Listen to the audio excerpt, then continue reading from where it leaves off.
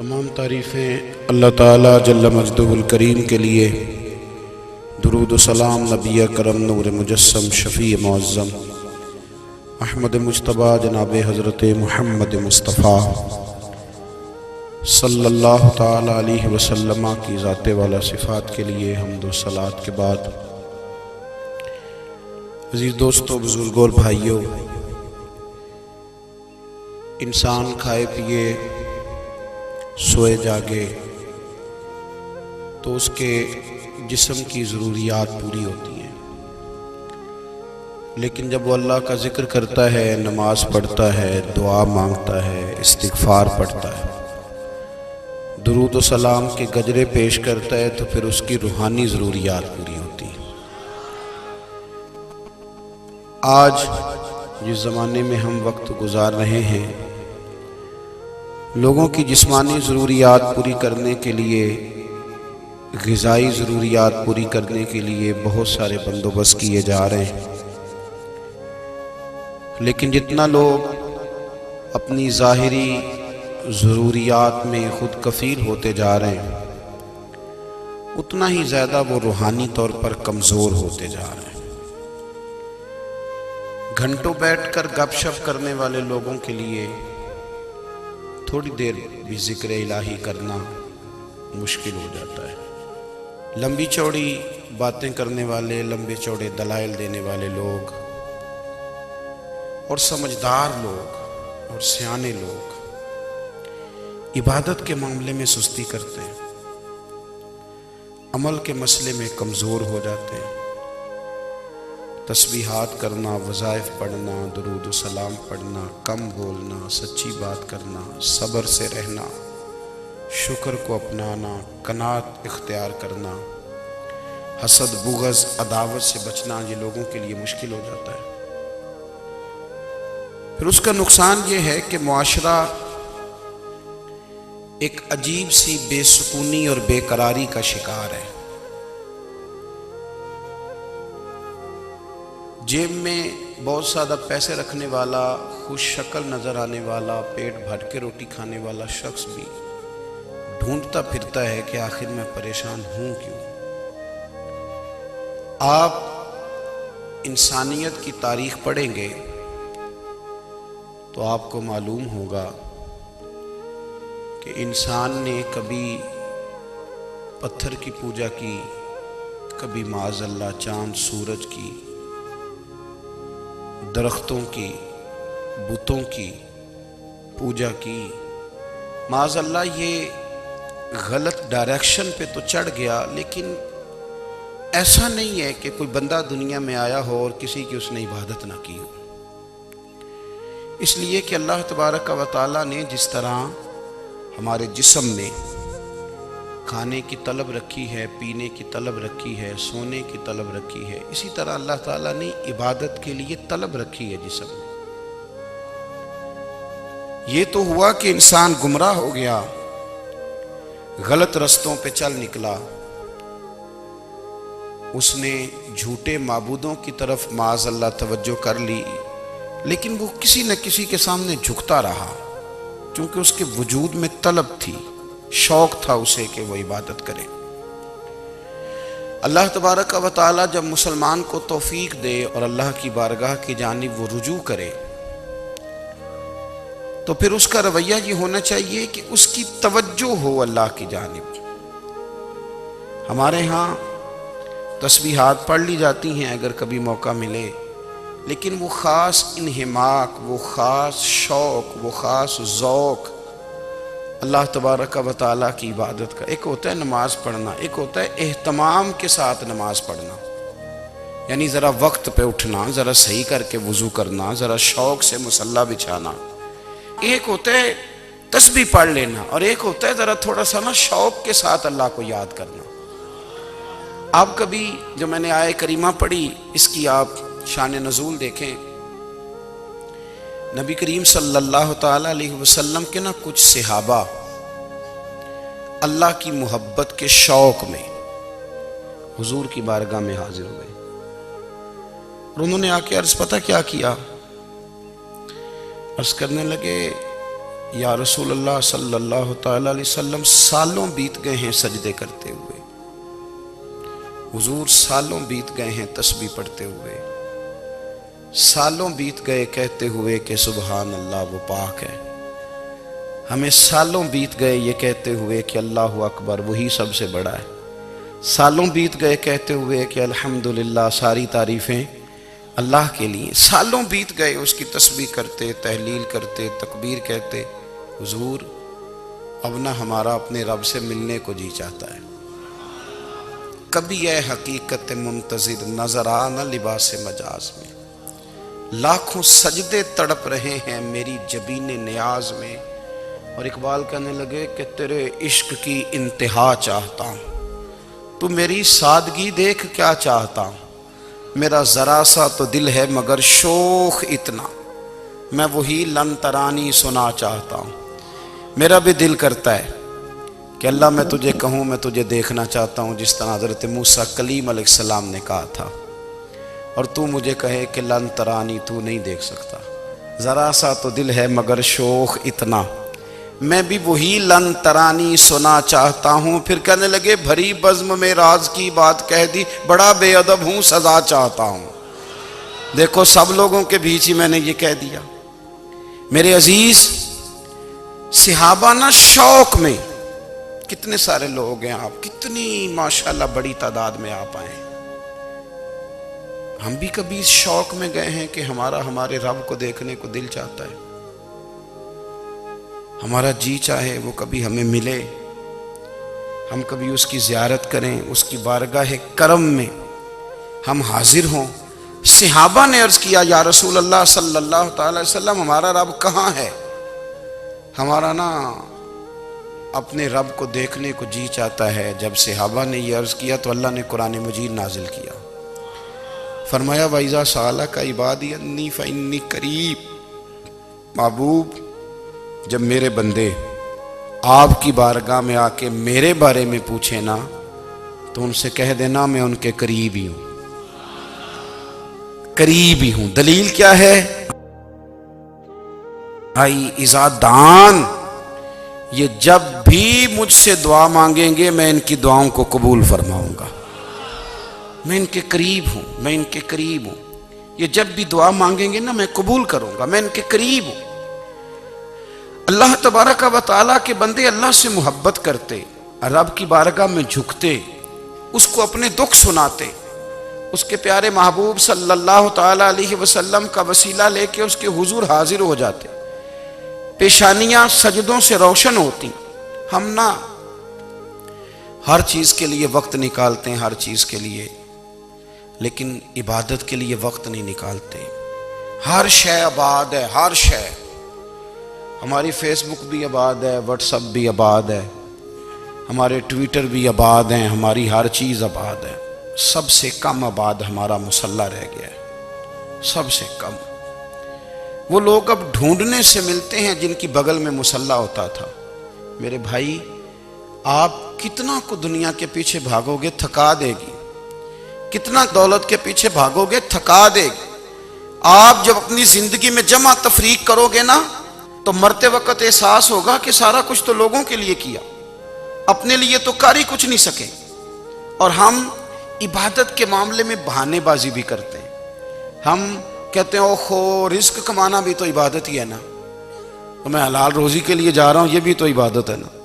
मेरी तरह के लोग कह देते हैं कि मैं सवेरे उठ के मदरसे में कुछ असबाक देखता हूँ, तो ये भी तो इबादत है। मैं बयान करने के लिए मुताला करता हूँ, तो ये भी तो इबादत है ना। इतने इतने लंबे सफ़र करके मुल्क में दुनिया में घूमता हूँ, तो ये भी तो मैं इबादत ही कर रहा हूँ। अब स्पेशल नफलों के लिए वक्त किस ना निकले, स्पेशल करके तस्बीह में कैसे चलाऊँ, मैं सारा कुछ हम बहाने बना लेते हैं ना। मेरा सवाल ये है कि ये सारी बातें सहाबा को, नबी करीम को, दीगर लोगों को भी तो पता थी ना। लेकिन आप गौर तो करें, 23 साल हुजूर को वक्त मिला, मुख्तसर वक्त ज़ाहिरन तबलीग करने के लिए। पूरी दुनिया में दीन भी फैलाना है। घर में 11 अज़वाज है, 4 बेटियां हैं, उनकी औलादें, सारे काम काज भी देखने। लेकिन सैयदा तैयबा ताहिरा हज़रत आयशा सिद्दीक़ा रज़ी अल्लाह ताला अन्हा फरमाती हैं, सारा दिन तबलीग करते, हर गुलाम के दुख सुनते, घर में आते तो अपने घर वालों का ख्याल करते, काम में हमारा हाथ बटाते। कुर्बान जाऊं, कहती हैं जमाना सारा सो जाता लेकिन आमना के लाल मुसल्ला बिछा लेते। दुनिया सो गई सारी, सब सो गए, जो खुदाम थे, वो जो गुलाम थे, वो सो गए। सही मुस्लिम में लफ्ज मिलेंगे, सैयदा पाक फरमाती हैं, ओ मेरे नबी के गुलामों, मैंने ये रंग भी देखा है कि हुजूर ने इतना खड़े रहे, इतना क़याम किया, इतना क़याम किया कि मुकद्दस पैरों में वरम आ गए, सूज गए पैर। इतने बड़े दिल पे हाथ रख के नहीं बता सकता कि मेरे कभी नमाज में पैर सूज गए, कोई नहीं बता सकता। बच्चों की रोटी कमाते थक गए, बात अलग है। हम सैर करने गए तो थक गए, बात अलग है। लेकिन इबादत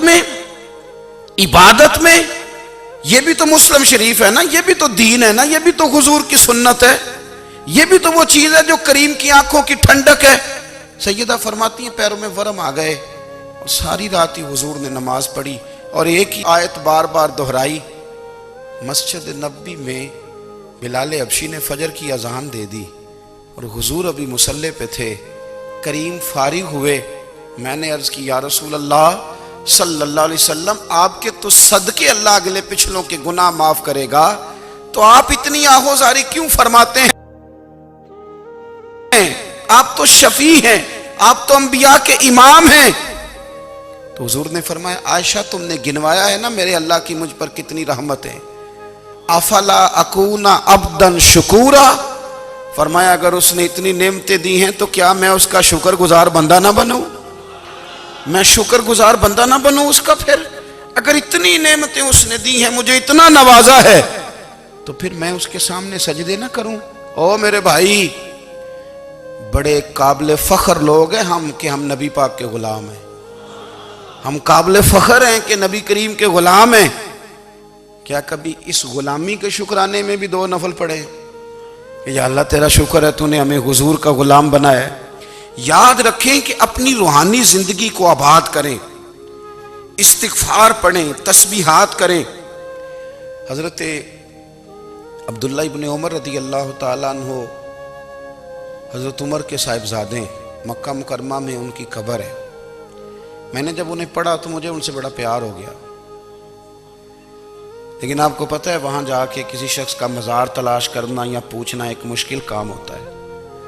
तो एक दफ़ा मैं मक्का शरीफ में हाजिर था, तो एक गाड़ी वाला ड्राइवर मुझे कहने लगा कि मौलाना मैं आपको जानता हूँ, मुझे आपसे मोहब्बत है, एक बात बताऊँ आपको। मैंने कहा बताओ। कहने लगे हज़रत अब्दुल्ला इब्ने उमर की कब्र देखनी है।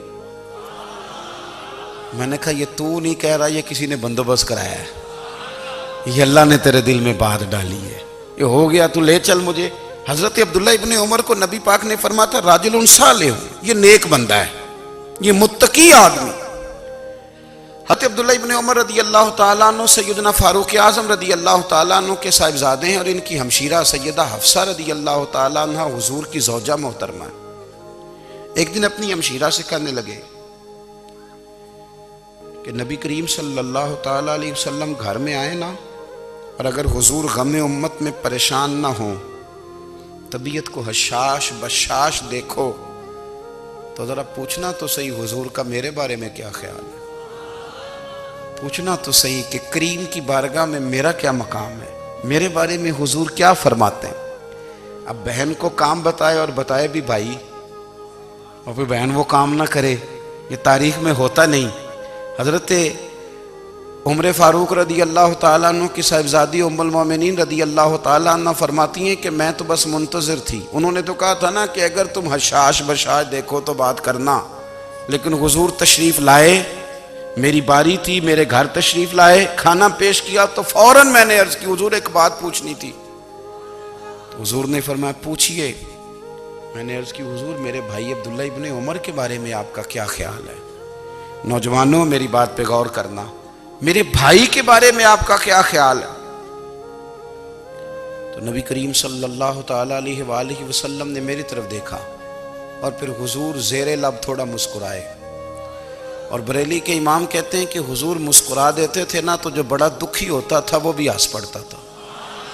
अब सवाल पैदा होता था कि फिर तो उस मुस्कुराहट के लिए इंतज़ार करना पड़ता होगा कई कई महीने के हुजूर मुस्कुराएं तो रोने वाले हंसें। तो आला हज़रत फरमाते नहीं, इंतज़ार नहीं करना पड़ता, ये मुस्कुराते रहना तो हुजूर की आदत है। जिसकी तस्कीन से रोते हुए हंस पड़े उस तबस्सुम की आदत पे लाखों सलाम। यानी ये तो आदत है हुजूर की मुस्कुराते रहना, इसके लिए इंतज़ार नहीं करना पड़ता। भाइयों आप ख्याल रखेंगे, गौर करेंगे, हजरत अब्दुल्लाह इब्न उमर रदी अल्लाह तआला अन्हु के बारे में पूछा तो सैयदा फरमाती हैं कि नबी करीम सल्लल्लाहु तआला अलैहि वसल्लम ना ज़ेरे लब मुस्कुराए और फरमाया हफ्सा तेरा भाई है तो अच्छा, लेकिन मैंने सुना है कि इशा की नमाज पढ़ता है तो फजर तक सोया ही रहता है। ओ नौजवानों, 10 बजे तक सोने की बात नहीं हुई, 9 बजे तक सोने की बात नहीं हुई, 11 बजे उठने की बात नहीं। हुजूर फरमाने लगे मैंने सुना है कि इशा की नमाज पढ़ के सो जाता है और फजर तक सोया ही रहता है। उसे चाहिए कि तहज्जुद के वक्त उठा करे, अल्लाह की बारगाह में हाजिर हुआ करे, आहुजारी करे, सजदे करे, इबादत करे। उठता है और फजर में जाके उठता है। हजरत जनाब अफसा रदी अल्लाह तआला अन्हा कहती है मैंने जनाब अब्दुल्लाह इब्न उमर को पैगाम दिया और मैंने कहा मेरे जवान भाई सुन, नबी पाक ने फरमाया है तो अच्छा पर तहज्जुद में नहीं उठता, नफल नहीं पढ़ता। ओ मेरी मिल्लत के जवानों, मज़ा नहीं आ जाता जब सारी दुनिया सोई हो, सारी दुनिया, और बिस्तर भी गर्म हो और नींद भी पूरा गलबा कर रही हो और अचानक घंटी बजे दिमाग में, आंख खुले, घड़ी पे नज़र पड़े 3:30 4 बजे का पैगाम घड़ी बताए और कोई चढ़ती जवानी वाला उठे, उठ के वुजू करे और जब वो मुसल्ला खोल के बिछाए तो मदीने वाले महबूब कहते हैं कि हर नमाज पे रब सवाब देता है और जो उठ के तहज्जुद की नमाज पढ़े उसे देख के तो रब मुस्कुराता है। जो उसकी शान के लायक है, जो उसकी शान के लायक, वो मुस्कुराता है, खुश होता है कि मेरा बंदा तहज्जुद में उठ गया, वो मुस्कुराता है। काश हमारी सुबहें कभी अपने मालिक के नाम हो जाएं। काश के सुबह हजरत अबुल हसन रहमतुल्लाह ताला अलैह हजरत माज इब्न जबल रदी अल्लाह ताला अन्हु के पास बैठा करते थे। फरमाते हैं उनसे जो प्यार बढ़ा तो फिर मेरा मुसल्ले से भी बढ़ गया। ताबीएं फरमाते हैं सहाबी रसूल से मोहब्बत हुई तो जिक्र से भी हो गई, फिर दुरूद शरीफ से भी हो गई। मोहब्बत उनसे बढ़ी तो फिर अल्लाह ने मस्जिद का प्यार भी बढ़ा दिया। आप फरमाते हैं कि मेरी हर वक्त तबीयत चाहती थी कि बस अल्लाह अल्लाह करूं, बस अल्लाह अल्लाह करूं, बस ना मैं ज़रा थोड़ी जान छुड़ाऊं लोगों से, को 10 मिनट मिले तो मैं कुछ 4 नफल पढ़ लूँ, मैं थोड़ा सा ना बचूं लोगों से और मुझे तस्बीह मिले तो मैं ना कुछ 400-500 दफ़ा इस्तिग़फ़ार पढ़ूँ, सुभान अल्लाह, अल्हम्दुलिल्लाह, अल्लाहु अकबर, ला हौला वला कुव्वता इल्ला बिल्लाह, मैं ना तस्बीहात पढ़ूँ। फरमाते हैं कि बच्चे थे घर में 6-7, गुर्बत थी, काम मिलता कोई नहीं था और मैं काम चोर नहीं था, काम ढूंढता था, पर अल्लाह की कुदरत के काम नहीं मिलता था। फरमाते हैं कि मैंने एक दिन अपनी अहलिया से कहा कि आज मैं फिर जाता हूँ काम ढूंढने। तो मेरी बीवी बड़ी फर्मा बरदार थी, पर उस दिन ना गुर्बत के हाथों तंग आके कहने लगी आज नाना कोई तू चीज़ लेके आया। तो मुझसे बच्चों की भूख नहीं देखी जाती, ये सब रोगां दा रोग मुहम्मद जिसदा नाम गरीबी, कंड बुला के लंघ जाते नहीं दोस्त यार करीबी। आज ना कुछ लेके आया तो मैं बच्चे लेके मेके चली जाऊंगी। शेख फरमाते हैं कि मैं बड़ा परेशान घर से निकला, पर मैंने सुबह से लेके जोर तक काम ढूंढा, काम मिला कोई नहीं। तो मेरे दिल में ख्याल आया चलो काम नहीं मिलता तो अल्लाह अल्लाह तो करे ना, चलो बंदों की मजदूरी नहीं मिलती तो रब करीम की इबादत ही करते हैं। फरमाते हैं कि मैंने ना फुरात के पानी से वुजू किया, नहर के, शदीद धूप थी, साथ रेत थी और रेत तप रही थी। मैंने अपना रुमाल वहीं मुसल्ला के तौर पर बिछा लिया और फरमाते हैं कि जोर से लेकर असर तक नमाज पढ़ी, धूप भी पूरे जोर पे, पर मेरे सजदे का ज़ौक़ भी पूरे जोर पे। फरमाते हैं सूरज भी चमक रहा है और रब की इबादत का ज़ौक़ भी पूरे जोर पे। मैं सजदा करूं तो फिर मेरा उठाने को जी ना चाहे, मेरे उस्ताद लिखा करते थे, ये उनका शेर है, वो कहा करते थे, मुझे सोज दे, मुझे साज दे, और मुझे नीम शब का न्याज दे, दमे सजदा खुद को मैं तोड़ दूं, मुझे ऐसा ज़ौक़े नमाज दे। और मैं तेरी बहार का फूल हूं, मैं खिला भी हूं तो तेरे लिए, मुझे मेरी शाख से तोड़ ले, मुझे अपनी जुल्फ का नाज दे। भाई फरमाते हैं कि असर तक मैंने नफल पढ़े, दिल ढलने लगा, असर की नमाज पढ़ी और मैं वहां से चला। अब मैं जब निकलने लगा तो दिल में ख्याल आया कि छोटी छोटी दीवारें हैं घर की, बगैर कुछ लिए जाऊंगा तो बीवी दूर से देखेगी तो शोर करेगी कि फिर खाली हाथ आ गया है। कहते मैंने अपने उसी रुमाल में जिस पे मैंने नमाज पढ़ी थी ना, रुमाल में की आखी दे पंजाबी ज साफा, कहते हैं उसी में ना मैंने कुछ रेत भर ली कि वो दूर से देखेगी तो समझेगी कुछ लेके आया है, चलो जाके उसे बता दूंगा कि आज फिर मजदूरी नहीं मिली। कहते हैं वो रेत लेकर जब मैं घर में गया तो पहले बीवी दरवाजे पे खड़ी होती थी, पूछती थी खाली हाथ आ गए हो? आज मैंने देखा तो है ही कोई नहीं। फरमाते हैं मैं अंदर दाखिल हुआ, सलाम लिए, कोने में मैंने वो रुमाल रख दिया और मैंने आवाज दी कि भली मानस कहाँ हो? तो वो कहने लगी आप मुंह हाथ धो ले, मैं रोटी लेके आई। मैंने कहा रोटी कहां से आ गई? यहां तो कई दिनों के फाके, तो कई दिनों की गुर्बत है, यहां तो इस घर में तो फकीरी है। फरमाते हैं कि वो रोटी लेके आई और उस वक़्त की जो मौजूदा नेमतें थी, समझ ले सलाद अचार हर चीज साथ लाई। मैंने कहा कि बच्चे कहाँ गए? कहने लगी वो खाना खा के खेलने गए, आप खाना खा लें आ जाते। खाना उसने चुन दिया। मैंने हैरत अंगेज लहजे में सारी नेमतें अपने दस्तरखान पे देख करके बीवी से पूछा ये कहां से आया खाना?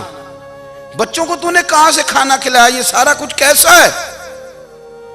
तो कहने लगी पता नहीं आज आप किस करीम की मजदूरी करने चले गए थे, पता नहीं किस करीम की, मेरे घर में तो इतनी नेमतें आई हैं कि मुझसे संभाली नहीं जा रही, इतना अनाज है, इतना गंदुम है, किस करीम के दरवाजे आज चले गए थे? ये कहते कहते वो उठी और उठ करके कहने लगी पहले ही बड़ा कुछ आया था, अब क्या ले आए हो? और जा करके ना उसने वो रेत वाला रुमाल खोला, कहने लगे मैं तो लेके आया था रेत, तो मेरे रब ने उसे भी सोने और हीरे बना दिया था। जब आपकी तवज्जो अल्लाह की जानी, मेरे नबी पाक सल्लल्लाहु ताला अलैहि वसल्लम ने फरमाया हर चीज अपने रब से मांग, हर चीज मांग, हर चीज मांग। या रसूलल्लाह क्या कुछ?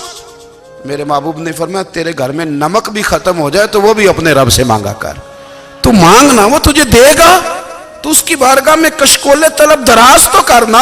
और तिरमिजी शरीफ में अजीब लफ्ज है, रसूल कायनात ने फरमाया, रब करीम फरमाते हैं जब मेरा बंदा हाथ उठाता है ना तो मुझे हया आती है कि मैं खाली कैसे लौटा दूं इसके।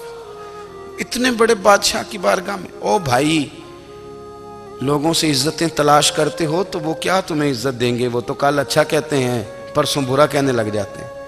लोगों के सामने गुड बुक में आना चाहोगे तो वो तो सवेरे तुम्हारे बारे में कुछ कहेंगे, शाम कुछ और कहेंगे। अपनी रूहानी जिंदगी आबाद करें, अपने मुसल्ले को वक्त दें और दुनिया से छुप कर, इस मोबाइल को बंद करके और अपने आप से भी छुप के और तन्हा होके छुपा के सारा कुछ अपने आंसू अपने रब की बारगाह में पेश करें, उसके हुजूर हाजिरी दें। सुनो ना तिरमिजी की हदीस और इसे याद रखना, नबी पाक अलैहिस्सलाम ने फरमाया अपने दुख लोगों के सामने ना बयान करना, सेठों नवाबों को ना बताते फिरना, दुनियादारों के सामने जाके ना रोना कि मैं तकलीफ में हूं।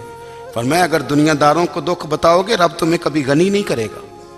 और लोग हैं कि उल्टा मजाक उड़ाएंगे आपकी, जिससे बड़ी पक्की यारी है ना, पक्की, वो तब तक पक्की है जब तक आपने 50,000 मांगा नहीं। और जिस वक्त आपने कह दिया कि मैं मजबूर हूं मेरी मदद कर, तो फिर खत्म हो गई दोस्ती।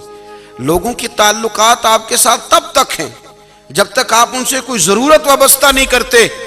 करीम महबूब फरमाने लगे बंदों के सामने दुख ना बयान करना, अल्लाह तुझे कभी गनी नहीं करेगा।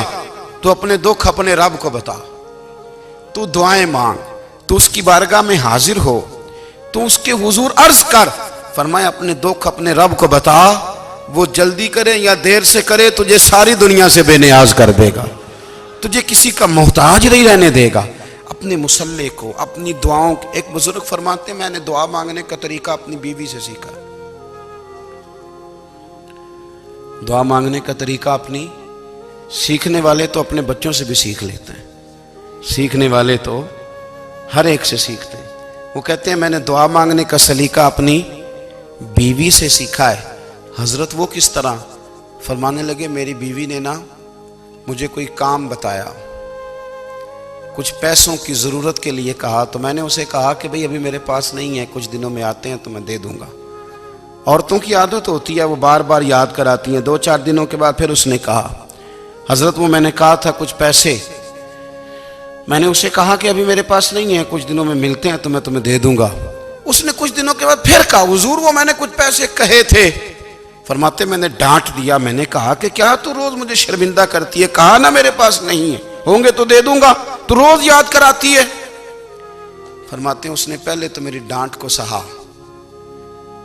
फिर मेरे सख्त जुमलों ने उसकी आंखों में आंसू पैदा कर दिए, फिर उसने अपने आंचल में अपने उस दुख को समेटा, और फिर उसने एक जुमला कहा तो मैं रो पड़ा और मुझे अपने रब से मांगने का तरीका आ गया। मुझे कहने लगी, हजरत जी आपने डांट दिया, मैंने सह लिया, पर आप ही मेरे शौहर हैं, बताएं ना, आपसे न कहूं तो मैं किससे जाके कहूं। फरमाते हैं मैं रो पड़ा और मैं खुल के रोया और मैं तड़प के रोया, और फिर मेरी सिसकियां बंद गईं। तो मुझे कहने लगी आपको क्या हुआ? मैंने कहा मुझे भी दुआ मांगनी आ गई है। जब मैं उसे कहूंगा ना, अल्लाह तू ही मेरा रब है, मैं तुझसे न कहूं तो मैं किससे जाके कहूं, मैं क्यों किसी बंदे से सवाल करूं, मैं क्यों किसी दुनियादार से कहूं, मैं तेरे बंदों का, नेक बंदों का वसीला लेके, तेरे महबूब की गुलामी लेके तेरी बारगाह में आया, तुझसे ना मांगूं तो किससे मांगूं। समझ आ गई है, जब मैं इस रंग में मांगूंगा तो फिर रब मेरे ऊपर बड़ा ही फजल फरमाएगा, वो मेरे ऊपर बड़ी रहमत करेगा, वो मेरे लिए आसानियां करे। अजीज दोस्तों, हम इस तरह करने लग गए हैं कि हमने ना अपने ताल्लुकात पर एतमाद करना शुरू कर दिया है। मेरे ताल्लुकात बहुत हैं, हमने अपनी दौलत पर एतमाद करना शुरू कर दिया है, मेरे पास दौलत बहुत है। हमने अपने इल्म पर, अपनी शोहरत पर एतमाद करना शुरू कर दिया है कि मेरे पास फलां चीज बहुत है। याद रखना, जब बेनियाज अपनी सिफ्ते बेनियाजी दिखाता है तो बड़ी बड़ी दौलतों वाले मजबूर नजर आते हैं। भाइयों, जब इंसान का रिश्ता अपने मालिक के साथ होता है फिर तो गम भी कुछ नहीं कहते, परेशानियां भी कुछ नहीं कहती, फिर तो जिंदगी सब्र वाली, फिर तो जिंदगी तवक्कुल वाली, फिर तो जिंदगी भरोसे वाली। फिर इंसान अपने आप को रुसवा नहीं करता, दुनियादारों से उम्मीदें उसकी खत्म हो जाती, उम्मीदें अल्लाह रसूल से लगा लेता है, मजबूत हो जाता है, मजबूत, ताकतवर हो जाता है, खुददार हो जाता है, बावकार बाइज्जत हो जाता है। हजरत बहलोल दाना रहमतुल्लाह अलैह बैठे थे तो हारून रशीद हज करके आ रहा था, तो रास्ते में हजरत शेख से मुलाकात हो गई, तो अस्सलामु अलैकुम के बाद कहने लगा, हुजूर कोई हुक्म हो तो बताइएगा। तो हजरत बहलोल दाना फरमाने लगे, तेरा रब कौन है? उसने कहा अल्लाह। तो फरमाया मेरा कौन है? कहा अल्लाह। फरमाने लगे तो बड़ा ही बेवकूफ है, क्या तू ये समझता है कि रब हारून रशीद को तो देगा और बहलोल दाना को भूल जाएगा? तेरा भी वही रब है, मेरा भी वही रब है। उसने अगर तुझे दे के आजमाया है तो हो सकता है मुझे ना दे के आजमा रहा हो। जब उसकी हिकमत के तकाजे होंगे तो अता करेगा और देगा। तू जा अपना काम कर। भाई, अपनी रूहानी जिंदगी, अपनी इबादत, अपने वज़ाइफ, अपने रोजमर्रा के मामलात, अपनी दुआएं, अपना इस्तिग़फ़ार। देखो, कोई मुश्किल काम तो नहीं, 2 रुकू हैं सूरह वाक़िया के, अगर रात को पढ़ ली जाए तो। मैं किस तरह ये बात बयान करूं कि तवीज़ बांटना आसान है और वजीफा बताना मुश्किल है। सारा दिन तवीज़ बांटें तो लोग लेने को तैयार हैं, और अगर आप वजीफा बताएं तो कहते हैं तो मुश्किल काम है।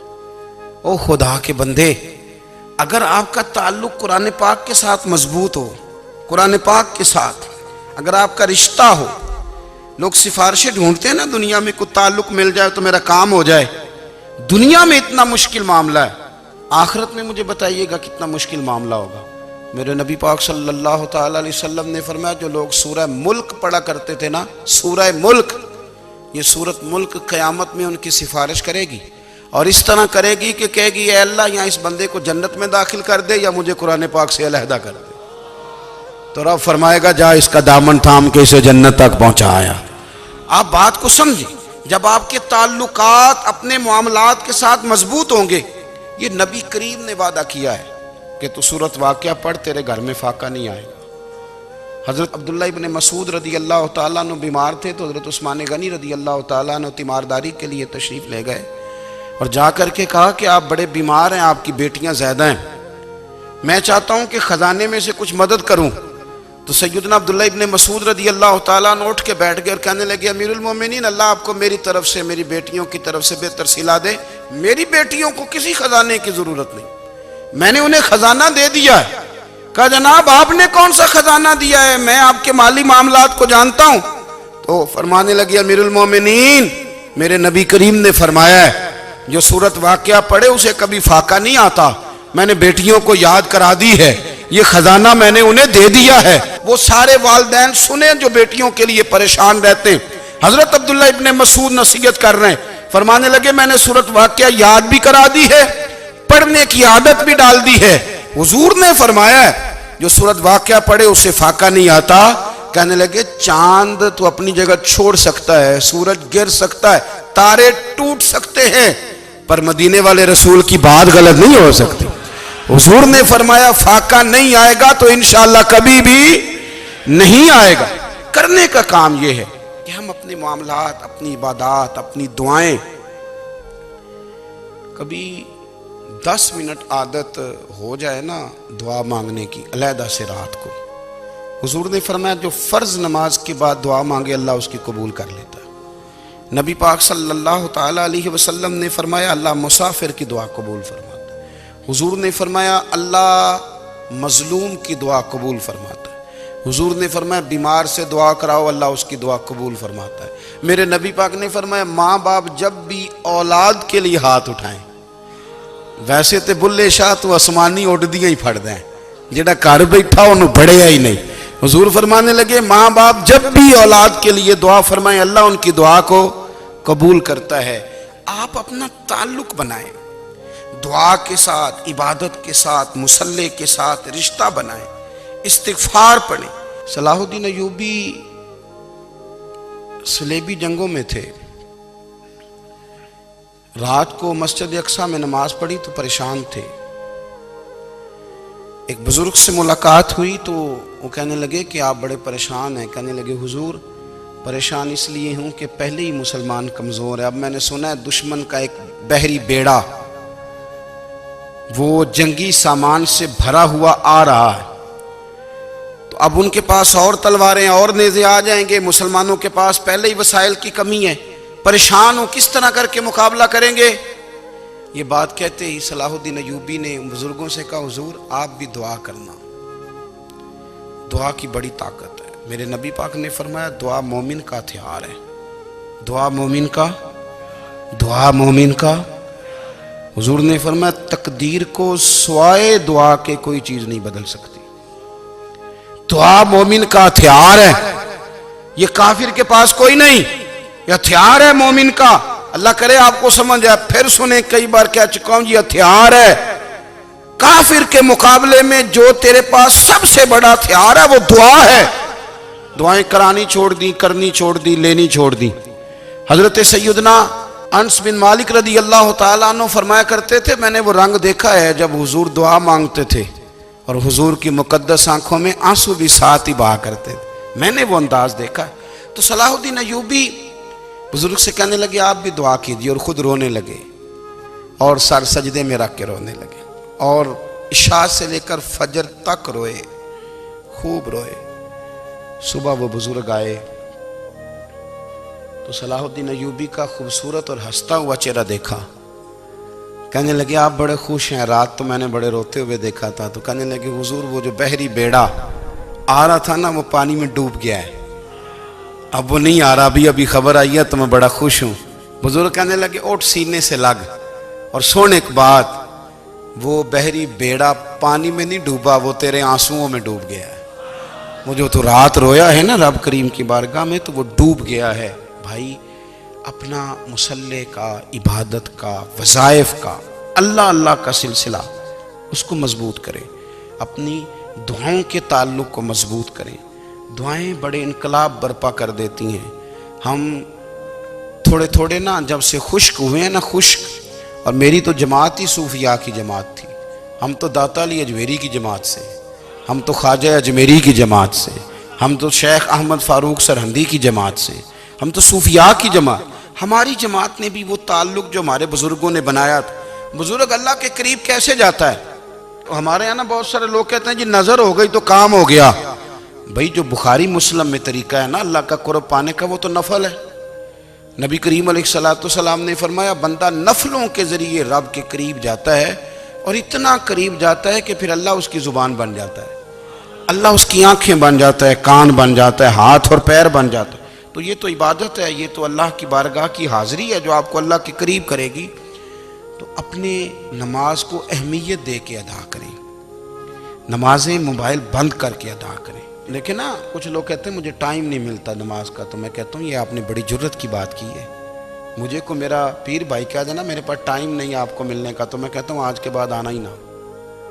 मैं तू क्या समझता है, तू बहुत बड़ा आदमी है, तेरे पास टाइम नहीं है और हमें मिलने का टाइम, मौज कर। तो आपने अल्लाह रसूल को कह दिया टाइम नहीं। और अजीब फलसफा है ना, कहा जाए नमाज पढ़ने आओ तो कहते हैं कपड़े ठीक नहीं, और कहा जाए कि आओ जरा दावत पे चलें तो कहते हैं 1 मिनट ठहर मैं कपड़े बदल के आया।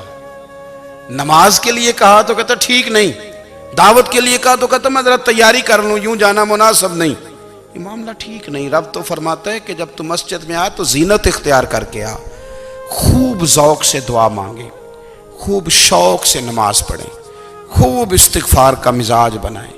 आप लोगों के बीच रह के सुख हासिल करना चाहते हैं, लेकिन आपको पता है कई कई महीने गारे हिरा में रहना भी मदीने वाले महबूब का तरीका है। हर साल एतिकाफ बैठना अलग से, ये भी हुजूर का तरीका है। मस्जिद नबी के अंदर दरवाज़ा खुलता था नबी करीम का, पर घर के अंदर नफल पढ़े नबी पाक। और हुजूर फरमाते हैं कुछ नफल नमाज घर में भी पढ़ा करो, घर को कब्रिस्तान ना बनाओ। हमारा घर अल्लाह के ज़िक्र से आबाद होगा अगर हम नमाज पढ़ेंगे ना।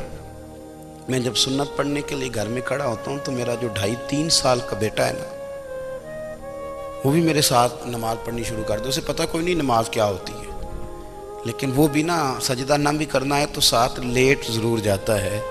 पता चला बच्चे लेक्चर देने से नमाज नहीं पढ़ते, नमाज शुरू कर दें तो बच्चे भी शुरू कर देते हैं। हम जब परेशान होते हैं तो लेक्चर देते हैं, तो लेक्चर तो बाहर शायद चल जाए, घर में कैसे चलेगा? घर में तो अमल चलेगा।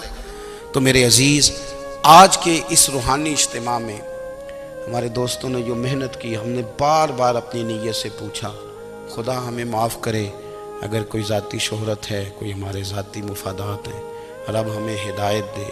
हमारी ये ख्वाहिश थी कि रूहानी इज्तिमा हमें थोड़ा सा अल्लाह और उसके रसूल के जानिब माइल करे, कुछ हमारा रिश्ता मुसल्ले के साथ मजबूत करे।